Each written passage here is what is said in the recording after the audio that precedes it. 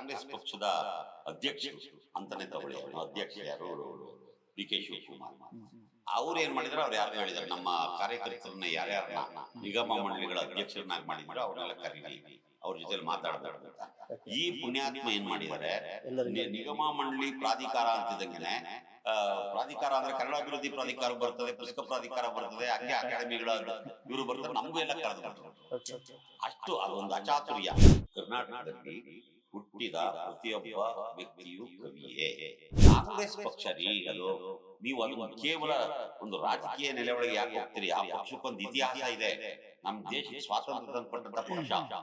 ಇವತ್ತು ಈ ದೇಶದ ಸ್ವಾತಂತ್ರ್ಯವನ್ನ 2ನೇ ಬಾರಿ ಕಾಪಾಡುವ ಬಹುದೊಡ್ಡ ಜವಾಬ್ದಾರಿಯನ್ನ ಆ ಪಕ್ಷ ಹೊತ್ತಿದೆ. ಕೇಂದ್ರದಲ್ಲಿ ಕಾಂಗ್ರೆಸ್ ಒಂದು ವಿರೋಧ ಪಕ್ಷವಾಗಿ ಗೆಲ್ಲಿಲ್ಲ ಅಂತಂದ್ರೆ ಪ್ರಜಾಪ್ರಭುತ್ವ ಎದ್ದಿರ್ಲಿಲ್ಲ ಸರ್. ಒಳತುಗಳಿಗೆ ನಾನು ಯಾವತ್ತಾದ್ರೂ ಬೆಚ್ಚಿಬಿಡ್ತೀನ? ನನ್ನ ಹಿಂದೆ ಪಂಪ ಇದ್ದಾನೆ ಸರ್, ಕುಮಾರವ್ಯಾಸ ಇದ್ದಾನೆ ಸರ್, ಲಂಕೇಶ್ ಇದ್ದಾರೆ.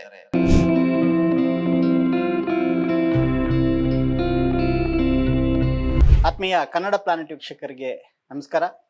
ನಾವಿವತ್ತು ಕರ್ನಾಟಕ ಸಾಹಿತ್ಯ ಅಕಾಡೆಮಿ ಏನಿದೆ ಇದರ ಅಧ್ಯಕ್ಷರಾಗಿರ್ತಕ್ಕಂಥ, ಇತ್ತೀಚೆಗೆ ಸರ್ಕಾರ ನೇಮಕ ಮಾಡಿರ್ತಕ್ಕಂತಹ ಕರ್ನಾಟಕ ಸಾಹಿತ್ಯ ಅಕಾಡೆಮಿಯ ಅಧ್ಯಕ್ಷರು ಪ್ರೊಫೆಸರ್ LN ಮುಕುಂದರಾಜ್ ಅವರು, ಅವ್ರ ಜೊತೆಗೆ ಒಂದಷ್ಟು ಮಾತುಕತೆಗಳನ್ನು ಮಾಡಲಿಕ್ಕೆ ಬಂದಿದ್ದೀವಿ.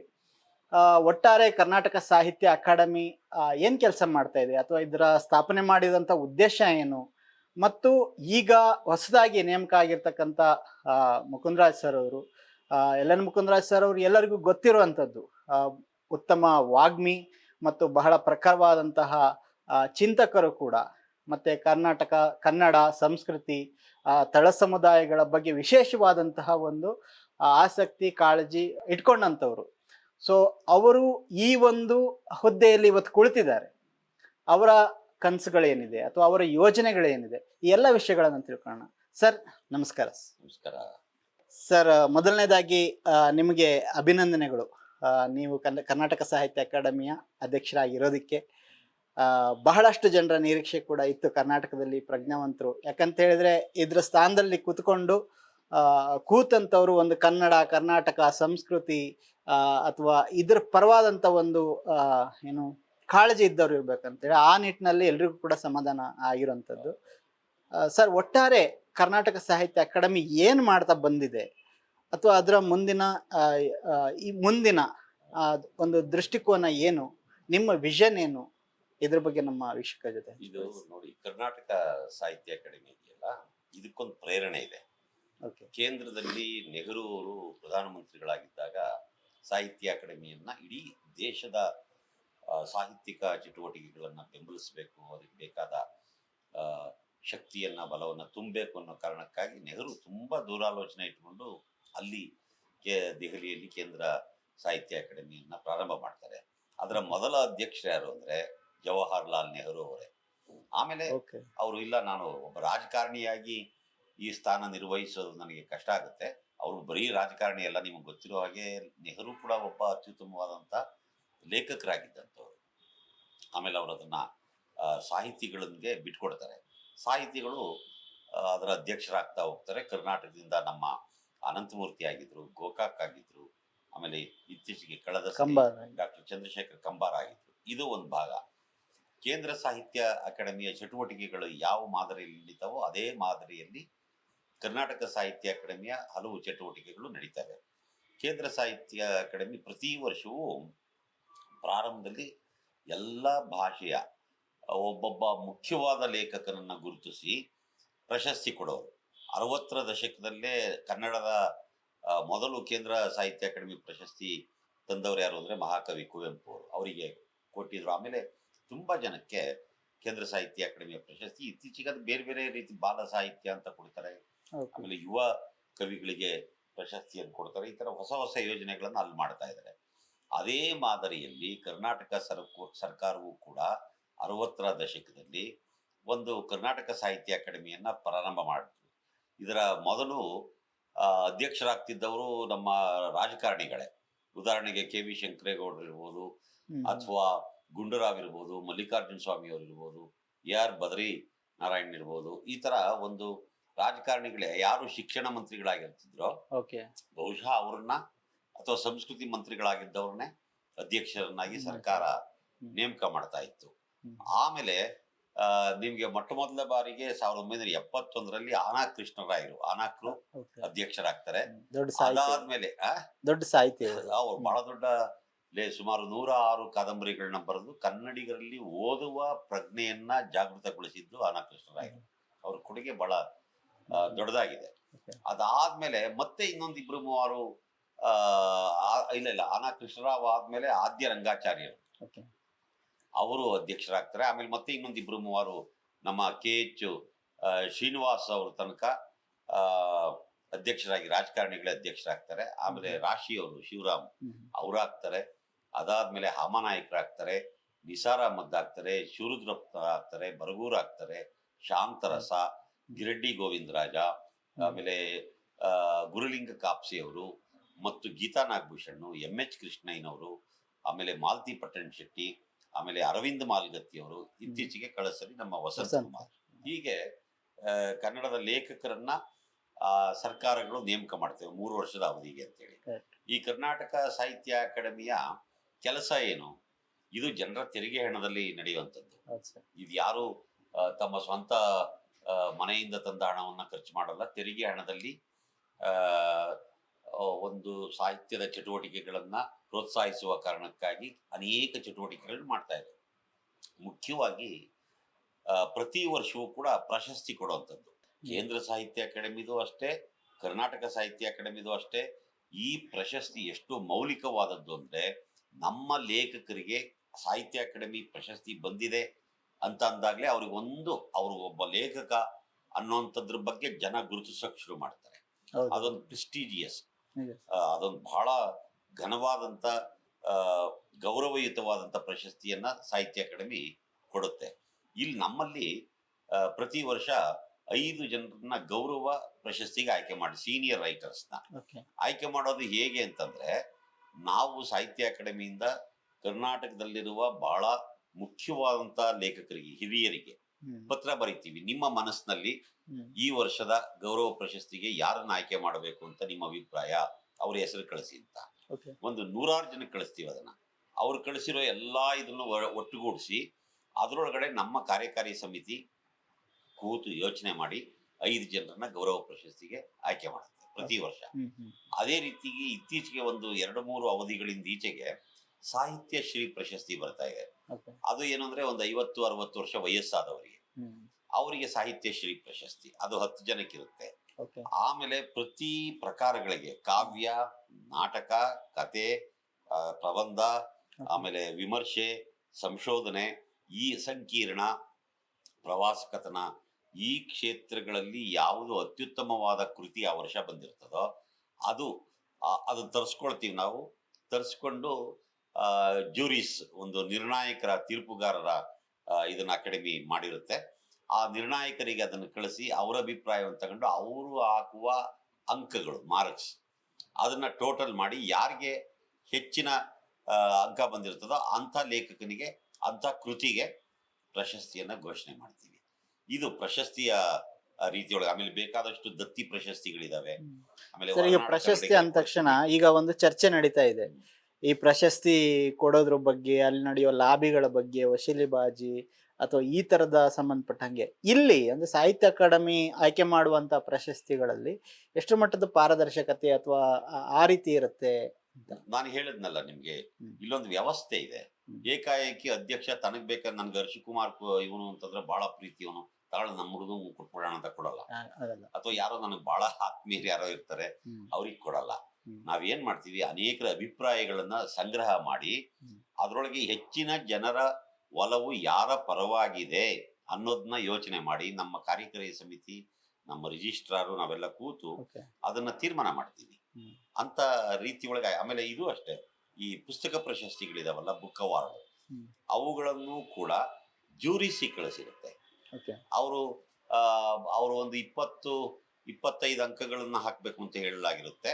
ಆ 25 ಅಂಕಗಳಲ್ಲಿ ಯಾವ್ಯಾವ ಕೃತಿಗೆ ಎಷ್ಟೆಷ್ಟು ಅಂಕ ಹಾಕಿದ್ದಾರೆ ಅಂತ ಟೋಟಲ್ ತಗೊಳ್ತೀವಿ ನಾವು. 3 ಜನ ಟೋಟಲ್ ಮಾಡ್ತೀವಿ. ಟೋಟಲ್ ಮಾಡಿ ಯಾರಿಗೆ ಹೈಯೆಸ್ಟ್ ಬಂದಿರ್ತದ ಅವರಿಗೆ ಪ್ರಶಸ್ತಿಯನ್ನ ಅನೌನ್ಸ್ ಮಾಡೋದು. ಇಷ್ಟರ ನಡುವೆ ಏನೋ ರಾಜಕೀಯ ನಡೆಯುತ್ತೆ, ವಶೀಲಿಬಾಜಿ ಮಾಡಿದವ್ರಿಗೆಲ್ಲ ಕೊಡ್ತಾರೆ ಅಂತಂದ್ರೆ ಅದು ನನಗೆ ಗೊತ್ತಿಲ್ಲ. ಅದು Okay. ಆ ಥರ. ಯಾಕೆಂದ್ರೆ ನಾನು 1998ರಲ್ಲಿ ಗಿರಡ್ಡಿ ಗೋವಿಂದರಾಜ ಅವರು ಅಧ್ಯಕ್ಷರಾಗಿದ್ದ ಸಂದರ್ಭದಲ್ಲಿ ನಾನು ನನ್ನ ಮೊದಲನೇ ನಾಟಕದ ಪುಸ್ತಕಕ್ಕೆ ಸಾಹಿತ್ಯ ಅಕಾಡೆಮಿ ಅವಾರ್ಡ್ ಬರುತ್ತೆ, ವೈಶಂಪಾಯನ ತೀರ. ನಾನು ಅದನ್ನ ನಿರೀಕ್ಷಣೆ ಮಾಡಿರಲಿಲ್ಲ. Okay. ನನಗೆ ಸಾಹಿತ್ಯ ಅಕಾಡೆಮಿ ಅವಾರ್ಡ್, ನನಗೆ ಅಷ್ಟು ಯೋಗ್ಯತೆ ಇದೆಯಾ ಅನ್ನುವಂತ ಒಂದು ಕಲ್ಪನೆಯೂ ಕೂಡ ನನಗೆ ಇರಲಿಲ್ಲ. ಇದಕ್ಕಿದಂಗೆ ಅಕಾಡೆಮಿ ಅನೌನ್ಸ್ ಮಾಡ್ತು, ರಿಜಿಸ್ಟ್ರಾರ್ ಫೋನ್ ಮಾಡಿ ನಿಮ್ಗೆ ಅವಾರ್ಡ್ ಬಂದಿದೆ, ಕಂಗ್ರ್ಯಾಚುಲೇಷನ್ ಅಂತಂದಾಗ ನನಗೆ ಬಹಳ ಸಂತೋಷ ಮತ್ತು ಆಶ್ಚರ್ಯ ಇದೆಲ್ಲ ಆಯ್ತು. Okay. ನಾನು ಯಾರನ್ನು ಹೋಗಿ ಪ್ಲೀಸ್ ಮಾಡಿ ನನಗೆ ಪ್ರಶಸ್ತಿ ಕೊಡಿ ಅಂತ ಕೇಳಿರಲಿಲ್ಲ. ಆದ್ರೂ ನನಗೆ ಬಂದಿದೆ ಅಂತಂದ್ರೆ ನನ್ನ ಉದಾಹರಣೆಯನ್ನೇ ಇಟ್ಕೊಂಡು ಯೋಚನೆ ಮಾಡಿದಾಗ ನಿಜವಾಗ್ಲೂ ಅದು ನ್ಯಾಯಸಮ್ಮತವಾಗಿ ಪಾರದರ್ಶಕವಾಗಿ ಆಗಿರುತ್ತೆ. ಮುಂದಿನ ದಿನಗಳಲ್ಲೂ ಹಾಗೆ ಆಗಿರುತ್ತೆ.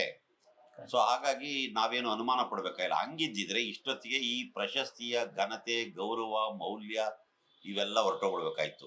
ಜನರಿಗೆ, ಲೇಖಕರಿಗೆ ಸಾಹಿತ್ಯ ಅಕಾಡೆಮಿ ಪ್ರಶಸ್ತಿ ಅಂದ್ರೆ ವಾಕರಿಕೆ ಬಂದ್ಬಿಡ್ಬೇಕಾಗಿತ್ತು. ಬಂದಿಲ್ವಲ್ಲ, ಜನ ಇನ್ನೂ ಅಭಿಮಾನ ಪಡ್ತಾರೆ. ನಮ್ಮ ಕನ್ನಡ ಲೇಖಕರು ಅವಾರ್ಡು ಅವರಿಗೆ ಅದೊಂದು ಪ್ರೆಸ್ಟಿಜಿಯಸ್. ಮತ್ತೆ ಎಷ್ಟೋ ಸಲ ನಮಗೆ ಕೆಲವು ಪ್ರತಿಭೆಗಳು ಅಥವಾ ದೊಡ್ಡ ದೊಡ್ಡ ಲೇಖಕರು ಬಹಳ ಜನಕ್ಕೆ ಗೊತ್ತಾಗೋದು ಪ್ರಶಸ್ತಿಗಳ ಮೂಲಕನೇ. ಈ ಫಾರ್ ಎಕ್ಸಾಂಪಲ್ ಸರ್ ರಾಮತ್ ತರೀಕೆರೆ ಅವರಿಗೆ ಕೇಂದ್ರ ಸಾಹಿತ್ಯ ಅಕಾಡೆಮಿ ಬರದೇ ಇದ್ದಿದ್ರೆ ಅವರ ಕೃತಿಗಳನ್ನ ಓದುವವರ ಸಂಖ್ಯೆ ಇನ್ನೂ ಕಡಿಮೆ ಇರ್ತಾ ಇತ್ತು.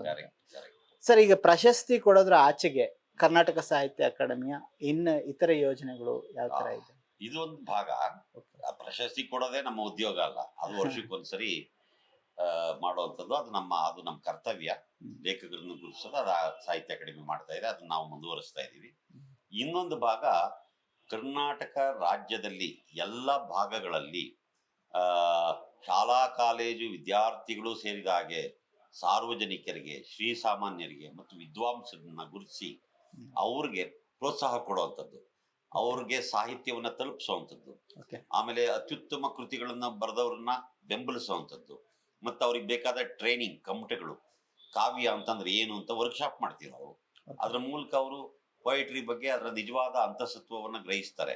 ಈಗ ಸುಮ್ಮನೆ ಏನಾಗುತ್ತೆ, ನಮ್ಮ ಹುಡುಗರು ಕೆಲವರು ತಮ್ಮ ಪಾಡಿಗೆ ತಾವು ಬರಿತಾ ಇರ್ತಾರೆ. ಅವ್ರಿಗೆ ಅವ್ರು ಬರ್ದಿದ್ದ ಕವಿತೆ ಹೋದೋ ಅಲ್ವೋ ಅಂತ ಹೇಳೋರೇ ಇರಲ್ಲ. ಯಾರ ಹತ್ರ ತಗೊಂಡೋಗಿ ತೋರ್ಸೋಣ ಅಂದ್ರೆ ಅವ್ರಿಗೆ ಸಂಕೋಚ ಆಗ್ತಾ ಇರ್ತದೆ. ಸೊ ಆವಾಗ ಇಂಥ ವರ್ಕ್ಶಾಪ್ಗಳಲ್ಲಿ ಅವ್ರು ಬಂದಾಗ ಏನಾಗುತ್ತೆ, ಅವ್ರಿಗೆ ಕನ್ಫರ್ಮ್ ಆಗುತ್ತೆ ಅದು, ನಾನ್ ಬರ್ದಿದ್ದು ಕೂಡ ಒಂದು ಪದ್ಯ ಆಗಿದೆ, ಒಂದು ವಿಶ್ವಾಸ ಬರುತ್ತೆ. ವಿಶ್ವಾಸ ಬಂದಾಗ ಅವ್ರು ಇನ್ನೂ ಹೆಚ್ಚಿನದನ್ನ ಮಿತಿಗಳು ಕೂಡ ಗೊತ್ತಾಗ್ಬೋದು. ಮಿತಿಗಳು, ನಾನ್ ಕವಿಯೋ ಹೌದು ಅಲ್ವೋ ಅನ್ನೋದೇ ಗೊತ್ತಾಗ್ಬಿಡುತ್ತೆ. ಸೊ ಅದು ಬಹಳ ಮುಖ್ಯವಾದ್ದು. ನಾವು ಕಥೆಗಳು, ಕವಿತೆಗಳು, ನಾಟಕ, ಇಂಥದ್ದು ಅನೇಕ ರಚನೆಗೆ ಇತ್ತೀಚೆಗೆ ನಾನೀಗ ಬಂದ್ಮೇಲೆ ಒಂದು ಯೋಚನೆ ಮಾಡೋದಂದ್ರೆ, ಹಿಂದೆ ನಿಸಾರ್ ಅಹಮದ್ ಮಾಡಿದಾರೆ ಅದನ್ನ, ವಿಜ್ಞಾನ ಲೇಖಕರ ಕಮ್ಮಟ ಅಂತ ಹೇಳಿ. ವಿಜ್ಞಾನ ಸಾಹಿತ್ಯ ಇದೆಯಲ್ಲ, ಕನ್ನಡದಲ್ಲಿ ವಿಜ್ಞಾನವನ್ನ ಬರೆಯೋರು ಎಲ್ಲೋ ಬಹಳ ಕಡಿಮೆ ಇದ್ದಾರೆ. ನೀವೆಲ್ಲೋ ಒಬ್ಬ ನಾಗೇಶ್ ಹೆಗಡೆ ಅಂತನೋ ಅಥವಾ ಉದಯ ಶಂಕರ್ ಪುರಾಣಿಕೋ ಈ ತರದವ್ರನ್ನ, ಬೆರಳೆಣಿಕೆಯವ್ರನ್ನ ಹುಡುಕ್ಬೇಕು. ಆದರೆ ಅಲ್ಲಿ ನೋಡಿ ಕಾಲ ಹೇಗಿದೆ ಅಂತಂದ್ರೆ, ಕನ್ನಡ ಸಾಹಿತ್ಯವನ್ನ ಮಾಸ್ಟರ್ ಡಿಗ್ರಿಯಲ್ಲೋ ಓದಿದ ವಿದ್ಯಾರ್ಥಿಗಳಿಗಿಂತ ಹೆಚ್ಚಿನ ಸಂಖ್ಯೆಯಲ್ಲಿ ಕೃಷಿ ವಿಜ್ಞಾನ ಓದ್ದವರು, ಇಂಜಿನಿಯರಿಂಗ್ ಓದ್ದವರು, ತಂತ್ರಜ್ಞಾನ, ಆರ್ಟಿಫಿಷಿಯಲ್ ಇದು ಜ್ಞಾನ ಇದೆಯಲ್ಲ, AI, ಅದು, ಆಮೇಲೆ ವೈದ್ಯಕೀಯ, ತಾಂತ್ರಿಕತೆ, ಇಂಥದ್ದನ್ನ ಓದುವ ವಿದ್ಯಾರ್ಥಿಗಳ ಸಂಖ್ಯೆ, ಕನ್ನಡಿಗ ವಿದ್ಯಾರ್ಥಿಗಳ ಸಂಖ್ಯೆ ಪ್ರತಿ ವರ್ಷವೂ ಜಾಸ್ತಿ ಆಗ್ತಾ ಇದೆ. ಈ ಹುಡುಗರು ಇಂಗ್ಲಿಷ್ ನಲ್ಲಿ ಓದಿರ್ತಾರೆ, ಪಾರಂಗತರಾಗಿರ್ತಾರೆ ಆ ಸಬ್ಜೆಕ್ಟ್ ಒಳಗೆ. ಅದನ್ನ ಕನ್ನಡದಲ್ಲಿ ಹೇಗ್ ಬರಿಬೇಕು ಅನ್ನೋದ್ರ ಬಗ್ಗೆ ಅವರಿಗೆ ಅಷ್ಟು ಐಡಿಯಾ ಇರಲ್ಲ. ಸೊ ಅವ್ರನ್ನೆಲ್ಲ ಕೂರಿಸಿ ಅವ್ರಿಗೊಂದು ಟ್ರೈನಿಂಗ್ ಕೊಟ್ಟು, ಕನ್ನಡದಲ್ಲಿ ಈಗ ಬರಿಬೇಕಾಗ್ತದೆ, ನೀವು ಕನ್ನಡದ ಶಬ್ದಗಳನ್ನು ಹೀಗೆ ಸೃಷ್ಟಿಸಬೇಕಾಗ್ತದೆ, ಅನುವಾದ ಮಾಡ್ಬೇಕಾದ್ರೆ ಹೀಗೆ ಮಾಡ್ಬೇಕಾಗ್ತದೆ. ನೋಡಿ, ಕೆಲವು ಮಾದರಿಗಳಿದಾವೆ. ಶಿವರಾಮ್ ಕಾರಂತರು ಬರೆದವ್ರೆ, BGL ಸ್ವಾಮಿ, ಹಸಿರುವನ್ನು BGL ಸ್ವಾಮಿ ಅವ್ರು ಇರ್ಬೋದು, ತೇಜಸ್ವಿ ಅವ್ರು ಇರ್ಬೋದು, ನಾಗೇಶ್ ಹೆಗಡೆ ಅವ್ರು ಇರ್ಬೋದು, ಎಷ್ಟು ಜನ. ಆಮೇಲೆ ನಮ್ GT ನಾರಾಯಣರಾವ್ರನ್ನ ನೆನಪು ಮಾಡ್ಕೋಬೇಕು, ದೇವರಾಜ್ ಸರ್ಕಾರ್ ಅವ್ರನ್ನ ನೆನಪು ಮಾಡ್ಕೋಬೇಕು, ಲಿಂಗರಾಜು ಅವರನ್ನ ನೆನಪು ಮಾಡ್ಕೋಬೇಕು. ಅವರೆಲ್ಲ ಇನ್ನು ಬೇಕಾದಷ್ಟು ಜನ ಇದ್ದಾರೆ. ವಸುಂಧರಾ ಭೂಪತಿ ಅವ್ರು ಇರ್ಬೋದು, ಅನುಪಮ ನಿರಂಜನ ಇರ್ಬೋದು, ಅನೇಕ ಜನ ಲೇಖಕರು, ಲೇಖಕಿಯರು, ಅವರು ವೈದ್ಯರು, ತಂತ್ರಜ್ಞಾನಿಗಳು, ಇಂಥವ್ರೆಲ್ಲರೂ ಕೂಡ ಬರವಣಿಗೆಯನ್ನು ಮಾಡಿದ್ದಾರೆ. ಅವರು ತಮ್ಮದೇ ಆದ ರೀತಿಯಲ್ಲಿ ಕೊಡುಗೆಯನ್ನ ಕನ್ನಡ ಭಾಷಿಕ ಜಗತ್ತಿಗೆ ಕೊಟ್ಟಿದ್ದಾರೆ. ಇದು ಇನ್ನೂ ಹೆಚ್ಚು ಯಾಕೆಂದ್ರೆ ಇದು ವಿಜ್ಞಾನದ ಯುಗ. ಕುವೆಂಪು ಹೇಳ್ತಾರಲ್ಲ, ಇದು ವಿಜ್ಞಾನ ದೀವಿಗೆ ಹಿಡಿಯ ಬನ್ನಿ ಅಂತ ಹೇಳ್ತಾ ಇದ್ದಾರೆ. ಇದು ನಮ್ಗೆಲ್ರಿಗೂ ಗೊತ್ತಿರೋ ಹಾಗೆ ಇದು ವಿಜ್ಞಾನ ಯುಗ, ವಿಜ್ಞಾನ ಇಲ್ದಿದ್ರೆ ನಾವ್ಯಾರು ಬದುಕಕ್ಕೆ ಸಾಧ್ಯ ಇಲ್ಲದೆ ಇರುವಂತ ಪರಿಸ್ಥಿತಿ ಇದೆ. ನಮ್ಮ ಪ್ರತಿಯೊಂದು ಚಟುವಟಿಕೆಯು ವಿಜ್ಞಾನವನ್ನ ಅವಲಂಬಿಸಿದೆ. ಕೃಷಿ ಅಂತ ತಗೊಳ್ಳಿ, ನೀರಾವರಿ ಅಂತ ತಗೊಳ್ಳಿ, ಯಾವುದೇ ಕ್ಷೇತ್ರ, ಬ್ಯಾಂಕಿಂಗು, ಇದೆಲ್ಲವೂ ಕೂಡ ವಿಜ್ಞಾನದ ಮೇಲೆ, ಕಂಪ್ಯೂಟರ್ ತಂತ್ರಜ್ಞಾನದ ಬಗ್ಗೆ ನಿಂತಿದೆ ಇವತ್ತು. ಸೊ ಹಾಗೆ ಅದನ್ನ ಯಾರು ಸರಿಯಾಗಿ ಓದಿ ಅರ್ಥ ಮಾಡ್ಕೊಂಡಿರ್ತಾರೆ, ಅದರೊಳಗೆ ಪಾಂಡಿತ್ಯವನ್ನು ಗಳಿಸಿರ್ತಾರೆ, ಅವರಿಗೆ ಒಂದು ಭಾಷೆಯ ನೆರವನ್ನ ಕೊಟ್ರೆ, ಬೇಸಿಕಲಿ ಅವರು ಕನ್ನಡಿಗರಾಗಿರ್ತಾರೆ, ಆದ್ರೆ ಹೇಗ್ ಬರಿಬೇಕು ಅನ್ನೋದ್ರ ಬಗ್ಗೆ ಅವರಿಗೆ ಗೊಂದಲಗಳಿರ್ತವೆ. ಅದನ್ನ ನಿವಾರಣೆ ಮಾಡಿದ್ರೆ ಅವರು ಖಂಡಿತ ವಿಜ್ಞಾನದಲ್ಲಿ ಒಳ್ಳೆಯ ಕೃತಿಗಳನ್ನು ಬರೆಯೋದಕ್ಕೆ ಸಾಧ್ಯ ಆಗುತ್ತೆ. ಅದು ಭಾಷೆಗೆ, ಕನ್ನಡ ಸಂಸ್ಕೃತಿಗೆ, ಕನ್ನಡ ಸಾಹಿತ್ಯಕ್ಕೆ ಒಂದು ದೊಡ್ಡ ಕೊಡುಗೆ ಆಗುತ್ತೆ. ಸೊ ನೀವು ಅದಕ್ಕೆ ತರಬೇತಿಗಳನ್ನು ಮಾಡ್ತಾ ಇದ್ದೀರಾ? ಯಾವ ತರ ವರ್ಕ್ಶಾಪ್ಗಳು ವರ್ಕ್ಶಾಪ್ಗಳು? ಅದ್ರಲ್ಲಿ ಆಸಕ್ತಿ ಇರುವಂತ ಯಂಗ್ಸ್ಟರ್ಸ್ನೆಲ್ಲ ಒಟ್ಟಿಗೆ ಸೇರಿಸಿ, ಕೆಲವು ವಿದ್ವಾಂಸರನ್ನು ಕರೆಸಿ ಅವರಿಂದ ಅವರಿಗೆ ಉಪನ್ಯಾಸಗಳು, ತರಬೇತಿ ಇಂಥದ್ದೆಲ್ಲ ಕೊಟ್ಟು ಕಮಿಟಿಗಳನ್ನು ಮಾಡೋದು, ಈ ತರದೊಂದು ಯೋಜನೆ ಕೂಡ ನಮ್ಮಲ್ಲಿ ಇದೆ. ಸರ್, ಈಗ ಈ ಕರ್ನಾಟಕ ಸಾಹಿತ್ಯ ಅಕಾಡೆಮಿಯಿಂದ ಹಿಂದೆ ನಮ್ಗೆ ನೆನಪಿರಂಗೆ ಬರಗೂರ್ ಅವರು ಇದ್ದಾಗ ಒಂದು ಉಪಸಂಸ್ಕೃತಿ ಮಾಲೆ ತಂದ್ರು. ಬಹುಶಃ ಆ ನಂತರದಲ್ಲಿ ಅಂದ್ರೆ ಅದು ತುಂಬಾ ಸೀರಿಯಸ್ ಒಂದು ಹೊಸ ಚಿಂತನೆಯನ್ನ ಪ್ರೇರೇಪಣೆ ಮಾಡುವಂತದ್ದಾಗಿತ್ತು, ಬಹಳ ಇನ್ಸೈಟ್ಸ್ ಕೊಟ್ಟಂತ ಇದೆ. ಆ ತರದಲ್ಲಿ ಒಂದು ಸಾಹಿತ್ಯ ಪ್ರಕಟಣೆ ಮತ್ತೆ ಆಗಿದ್ಯಾ ಅಥವಾ ಆಗ್ಲಿಲ್ವಾ? ನಿಮ್ಗೇನಾರ ಯೋಚನೆಗಳಿದೆಯಾ? ಆಗಿದೆ. ಬೇರೆ ಬೇರೆಯವ್ರ ಕಾಲದಲ್ಲಿ ಬೇರೆ ಬೇರೆ ರೀತಿಯಾದಂತ ಮಾಲಿಕೆಗಳು ಬಂದಿದೆ, ಪುಸ್ತಕ ಮಾಲಿಕೆಗಳು. ಈಗ ನಮ್ಮ ಕಾಲದೊಳಗಡೆ ಅರವಿಂದ ಮಾಲ್ಗತ್ತಿ ಇದ್ದಾಗ ಅನ್ಸುತ್ತೆ ಇದು ಬಂದ್ ಸಬಾಲ್ಟರ್ನ್ ಮಾಲಿಕೆ, ಇದೆಲ್ಲ ಏನೇನೋ ಬಂದಿದ್ದಾವೆ. ಸೊ ಈಗ ಆಮೇಲೆ ಹಳಗನ್ನಡ ಕೃತಿಗಳನ್ನ ಪಬ್ಲಿಷ್ ಮಾಡೋದು, ಇದೆಲ್ಲ ಮಾಡಿದ್ದಾರೆ. ಸೊ ಈಗ ನಮ್ಮ ಕಾಲದೊಳಗೆ ಬಹಳ ಮುಖ್ಯವಾಗಿ ನೀವು ಗಮನಿಸ್ಬೇಕು, ನಮ್ಮ ಕಾಲದ ಯುವ ಜನರ ಮನಸ್ಥಿತಿ ಹೇಗಿದೆ, ಅವರ ರಾಜಕೀಯ ಮೈಂಡ್ ಸೆಟ್ ಏನಾಗಿದೆ, ಅವರ ಸಾಮಾಜಿಕ ಚಿಂತನೆ ಏನಾಗಿದೆ, ಸಂವಿಧಾನದ ಪರವಾದ ವಿರೋಧವಾದ ಭಾವನೆಗಳಲ್ಲೂ ಪ್ರಜಾಪ್ರಭುತ್ವದ ಪರವಿರೋಧ ಭಾವನೆಗಳು ಹೇಗೆ ಅವರಲ್ಲಿ, ಆಮೇಲೆ ಧಾರ್ಮಿಕ ಭಾವನೆಗಳಲ್ಲಿ ಹೇಗೆ ಹಾದಿ ತಪ್ತಾ ಇದ್ದಾರೆ, ಕೋಮು ಭಾವನೆ ಅದರ ವಿಷ ಬೀಜವನ್ನ ಹೇಗೆ ಮೈಗೆಲ್ಲ ತುಂಬಿಸ್ಕೊಳ್ತಾ ಇದ್ದಾರೆ, ಯಾರೋ ಇಂಜೆಕ್ಟ್ ಮಾಡ್ತಾ ಇದ್ದಾರೆ, ಈ ಪಾಪ ಈ ಹುಡುಗರಿಗೆ ಗೊತ್ತಾಗ್ತಾ ಇಲ್ಲ. ಹಾಗಾಗಿ ಒಂದು ನಶೆಯಲ್ಲಿ ಅವರು, ಈ ಧಾರ್ಮಿಕ ನಶೆ ಅಂತ ಹೇಳ್ತಾರಲ್ಲ, ಆ ತರದ್ರಲ್ಲಿ ಇರೋದ್ರಿಂದ ಇವರನ್ನ ಆ ರೋಗದಿಂದ ಮುಕ್ತ ಮಾಡ್ಬೇಕಾದ್ರೆ ಸಾಹಿತ್ಯವೇ ಸರಿಯಾದ ಮದ್ದು. ನೀವು ಅರ್ಥ ಮಾಡ್ಕೊಳ್ಳಿ, ಕನ್ನಡ ಸಾಹಿತ್ಯದಲ್ಲಿ ಎಂತ ಅದ್ಭುತವಾದ ಪ್ರಜ್ಞೆ ಇದೆ.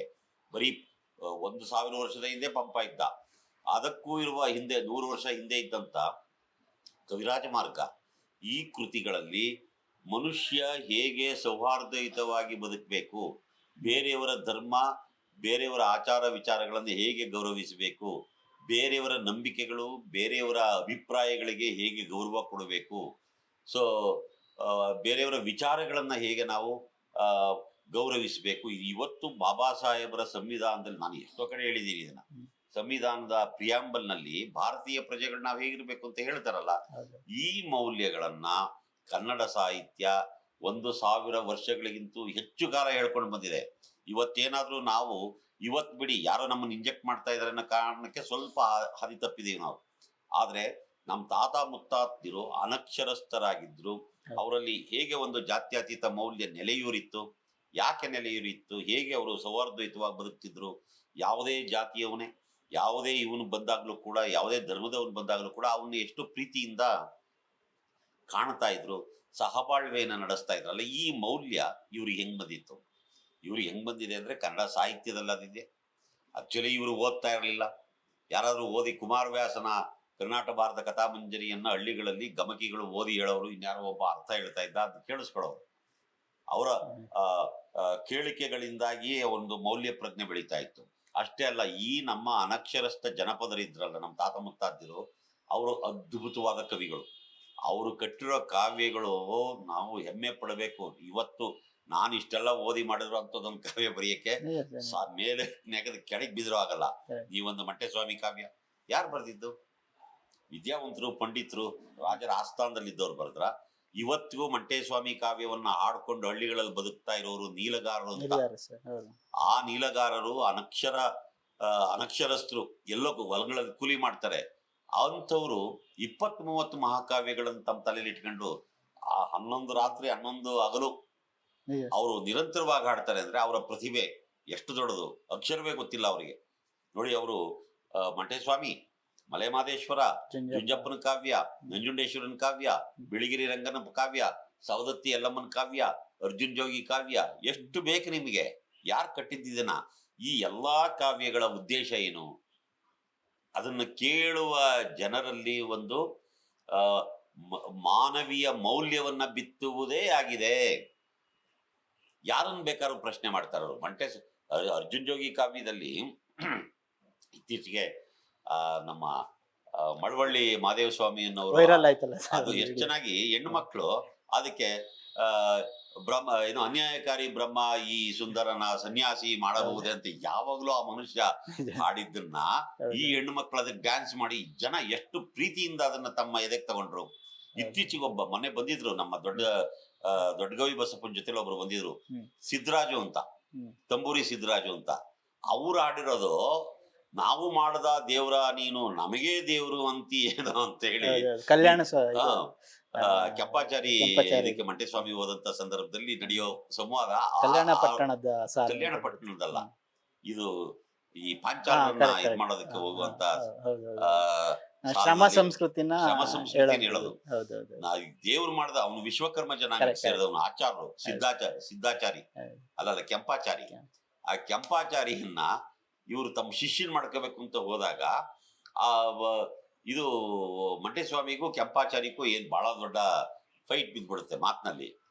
ನೀನ್ ಬಾರಯ್ಯ ನನ್ನ ಜೊತೆ ಒಳಗೆ ನೀನು ದೇವ್ರು ಮಾಡ್ತೀನಿ ಹಂಗ್ ಮಾಡ್ತೀನಿ ಹಿಂಗ್ ಮಾಡ್ತೀನಿ ಅಂತಂದ್ರೆ ಅವ್ನು ಕೆಂಪಾಚಾರಿ, ನಾವು ಮಾಡಿರೋ ದೇವ್ರನ್ನ ನೀನು ನನಗೆ ದೇವ್ರು ಅಂತೀಯ, ನಾವು ಆಚಾರರು, ನಾವು ನಮ್ಮ ಉಳಿಗಳಿಂದ ಕೆತ್ತಿ ಜೀವ ಕೊಟ್ಟಂತ ದೇವ್ರದು, ನನಗೆ ದೇವ್ರ ಬಗ್ಗೆ ಹೇಳ್ಕೊಳಕ್ ಬತ್ತೀಯ ನೀನು? ನಾವು ನೀ ಮಂಚ ಮಾಡ್ದೋ, ಈ ಕಂಚು ಮಾಡ್ದೋ, ಈ ಎತ್ತಾಳೆ ಮಾಡ್ದೋ, ಇವೆಲ್ಲ ಮಾಡಿ ಪ್ರಪಂಚಕ್ಕೆ ಕೊಡ್ತಾ ಇದ್ದೀವಿ. ನಮ್ಮಂತವ್ರನ್ನ ನೀನು ನಮ್ದು ಎಂತ ಒಂದು ಬರೀ ಶ್ರಮ ಅಲ್ಲದೆ ಅಲ್ಲಿ ಕೌಶಲ್ಯ ಇದೆ. ಈ ವಿಶ್ವಕರ್ಮ ಜನಾಂಗದ ಕೌಶಲ್ಯತೆ ಇದೆಯಲ್ಲ, ಅದು ಅವತ್ತಿನಿಂದ ಇವತ್ತಿಗೂ ಅವರಲ್ಲಿ ಬಹಳ ದೊಡ್ಡ ಪ್ರತಿಭೆ ಅದು. ಅದನ್ನ ಕೆಂಪಾಚಾರಿ ಹೇಳಿದಾಗ ಅದನ್ನ ಹಾಡ್ತಾನೆ ಅವ್ರು ಹಾಡ್ತಾರೆ. ಇವ್ರು ಯಾವ್ರೇನು, ನಾನು ಸಿದ್ದರಾಜು, ತಂಬೂರಿ ಸಿದ್ದರಾಜು ಅಂತ ಹೇಳಿ ಅವ್ರ ಹಾಡು ಕೇಳ್ಬೇಕು ನೀವು. ಆ ಮನುಷ್ಯನಿಗೆ ಇವಾಗ ಬೇಕಾದ್ರೆ ಕರೀರಿ ಬರ್ತಾರೆ ಇಲ್ಲಿ, ಅವ್ರಿಗೆ ಒಂದ್ ಅಕ್ಷರ ಓದಕ್ ಬರಲ್ಲ.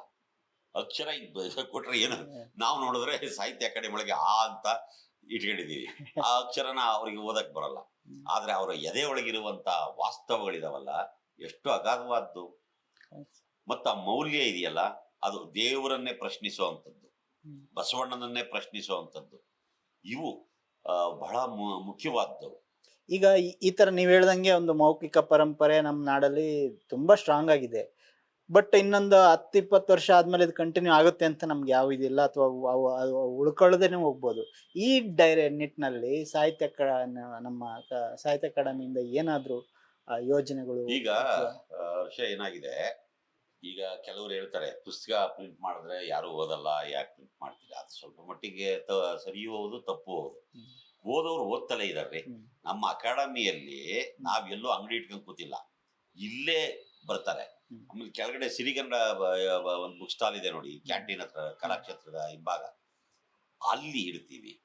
ಇಲ್ಲಿ ಅಕಾಡೆಮಿಯ ಪುಸ್ತಕಗಳನ್ನ ಮೇಲ್ ಬಿದ್ದು ತಗೊಂಡೋಗ್ತಾರೆ ಜನ.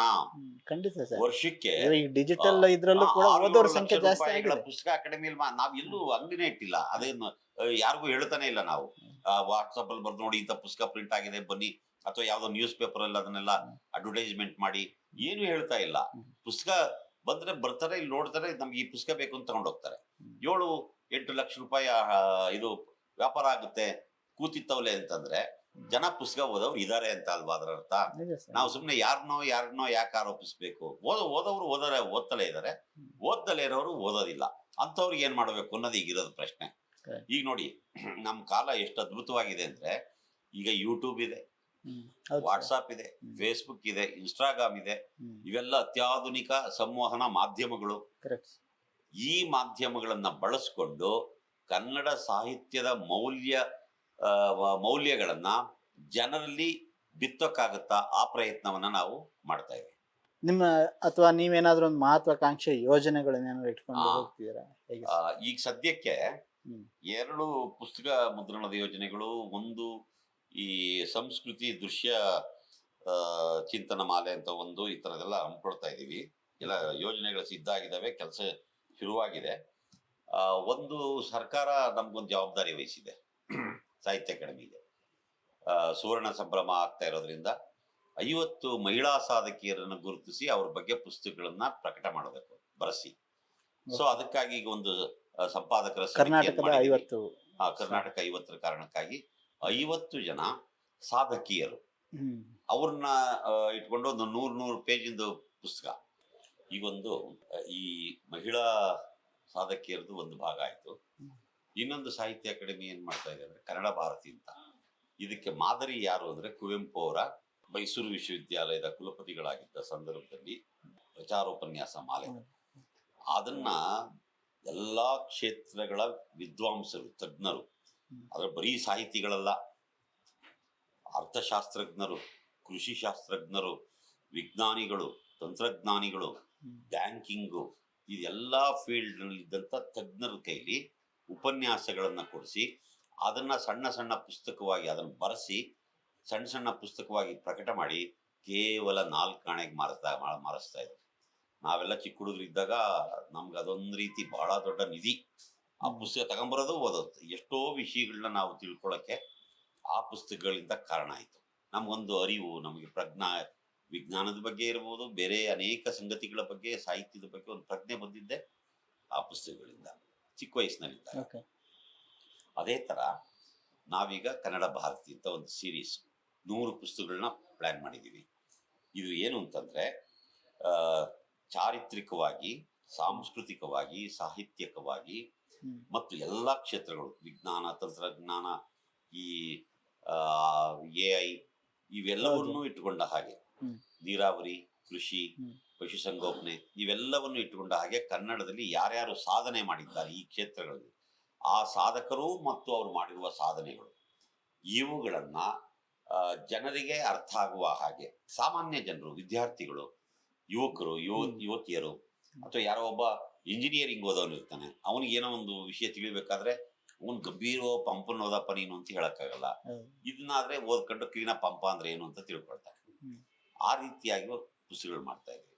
ಮತ್ತು ಈ ಪುಸ್ತಕ ಮಾರಾಟ ಆಗೋದು ಬೇರೆ, ಆದ್ರೆ ಅದರ ಪರಿಣಾಮ ಜನರ ಮೇಲೆ ಹೇಗಾಗಿದೆ, ವಿದ್ಯಾರ್ಥಿಗಳ ಮೇಲೆ ಹೇಗಾಗಿದೆ ಅನ್ನೋದನ್ನ ನಾವು ತಿಳಿಬೇಕಾಗಿದೆ. ಅದಕ್ಕೆ ಕೆಲವು ಬೇರೆ ಬೇರೆ ಸಾರ್ವಜನಿಕ ಸಂಘ ಸಂಸ್ಥೆಗಳು, ವಿಜ್ಞಾನದ ಸಂಘಟನೆಗಳು ಇಂಥವ್ರ ಜೊತೆ ಸೇರಿಕೊಂಡು ಅದು ಎಕ್ಸಾಮ್ಗಳನ್ನು ಕಂಡಕ್ಟ್ ಮಾಡಕ್ಕೆ ಹೇಳ್ತೀನಿ ಅವ್ರಿಗೆ. ಆ ಹುಡುಗರಿಗೆ ಯಾರು ಪರೀಕ್ಷೆ ಬರೀತಾರೋ ಅವ್ರಿಗೊಂದು ಸರ್ಟಿಫಿಕೇಟ್ ಕೊಡೋದು, ಅವ್ರಿಗೆ ಬಹುಮಾನ ಕೊಡೋದು, ಅವ್ರನ್ನ ಪ್ರೋತ್ಸಾಹಿಸೋದು. ಮುಖ್ಯವಾಗಿ ಅವರು ಈ ಪುಸ್ತಕ ಓದಿ ಎಷ್ಟು ನಾಲೆಡ್ಜ್ ಅನ್ನ ತಗೊಂಡಿದ್ದಾರೆ ಅನ್ನೋಂಥದ್ದನ್ನ ಅರ್ಥ ಮಾಡ್ಕೋಬೇಕು, ಅವ್ರು, ನಾವು ಅರ್ಥ ಮಾಡ್ಕೋಬೇಕು. ಅದ್ರ ಮೇಲೆ ಇನ್ನಷ್ಟು ಬೇರೆ ಬೇರೆ ರೀತಿಯ ಚಟುವಟಿಕೆಗಳನ್ನ ಮಾಡಬಹುದು.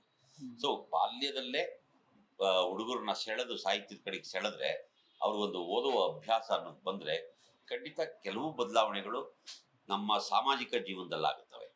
ನಾನು ಪ್ರಾರಂಭದಲ್ಲೇ ಇದ್ದಲ್ಲಿ ಇದೆಲ್ಲ ಸಾಹಿತ್ಯ ಅನ್ನೋದು ಏನು ಅಂದ್ರೆ ಬರೀ ಜ್ಞಾನ ಕೊಡುತ್ತೆ ಅಂತಲ್ಲ, ನಾಲೆಡ್ಜ್ ಅನ್ನ ತುಂಬುತ್ತೆ ಅಂತಲ್ಲ, ಅದ್ರ ಜೊತೆಗೆ ಮನಸ್ಸನ್ನ ವಿಕಾಸ ಮಾಡೋದು, ಸಂತೋಷ ಕೊಡುತ್ತೆ ಅಂತನೂ ಅಲ್ಲ, ಅದೆಲ್ಲ ಇದೆ. ಅದ್ರ ಜೊತೆಗೆ ಅವನನ್ನ ಒಬ್ಬ ಮಾನವೀಯ ಅಂತಃಕರಣವುಳ್ಳ ಮನುಷ್ಯನನ್ನಾಗಿ ಬದಲಾಯಿಸುತ್ತೆ.